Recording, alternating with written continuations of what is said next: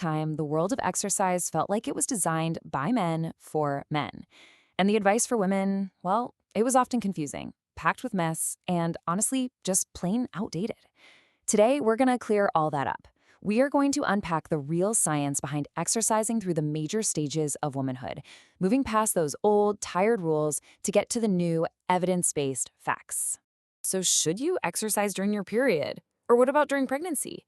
I mean, these are questions pretty much every woman has asked herself at some point, right? The answers can feel so complicated, and they're usually surrounded by well-meaning but totally incorrect advice. So what does the actual science have to say about it? Let's find out.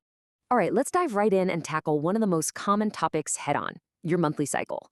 We're going to look at what's really happening in your body and how physical activity actually fits into that picture. First things first, let's get the basics straight. Menstruation isn't an illness or a weakness. It's a normal physiological process. It's just your body's natural rhythm. So that old idea that you should just, stop everything and rest, it's built on a really shaky foundation. Your body is simply doing exactly what it's supposed to do. Now, this is where it gets really interesting. Look at this direct connection. On the one hand, you've got those all too familiar PMS symptoms, the headaches, the bloating, the irritability. But on the other hand, we have this incredibly powerful tool to manage it all.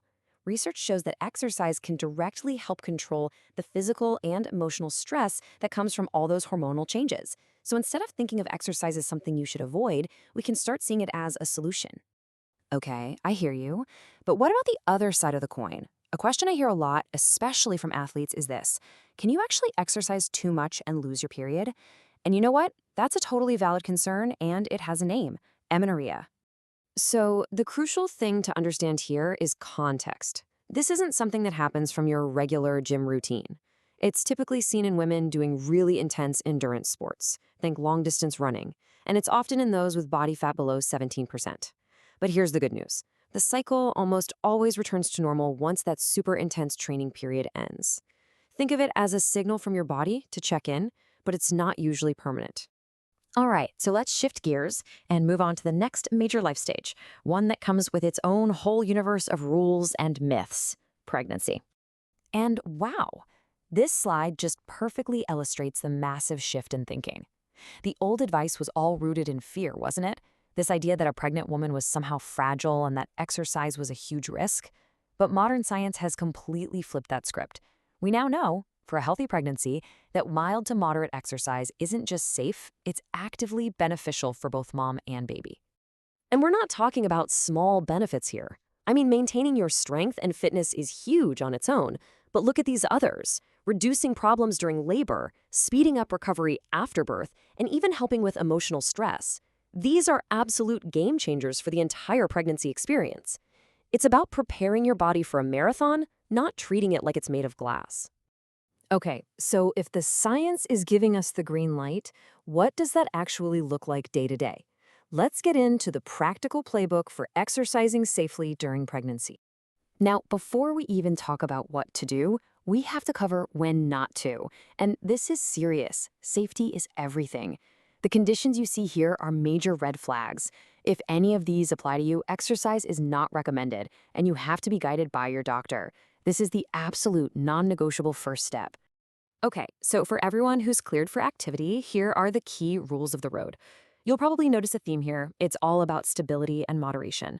This is not the time to start a brand new, super intense program. And here's a crucial one to remember: avoid doing exercises on your back after the first trimester. And of course, just common sense stuff like wearing supportive shoes and steering clear of contact sports becomes extra important. And now for the fun part: what you can do. Just look at this list. It's fantastic. Swimming and water exercises are amazing because the water supports your weight, which feels so good. Stationary cycling is nice and low impact. And then you have specialized classes like Pilates or pregnancy yoga that are designed specifically for your changing body. There are so many great options out there. So, after all this science and all these rules, what is the single most important thing to take away from all of this?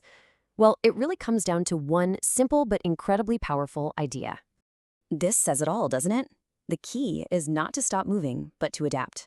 And this principle applies through your cycle, through pregnancy, and through every single stage of life. Your body is always communicating with you.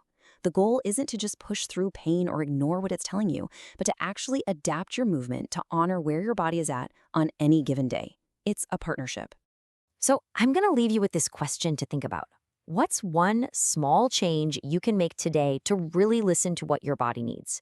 Maybe it's choosing a gentle walk instead of a high intensity workout when you're feeling tired. Maybe it's finally signing up for that prenatal yoga class. Or hey, maybe it's just taking 5 minutes to stretch.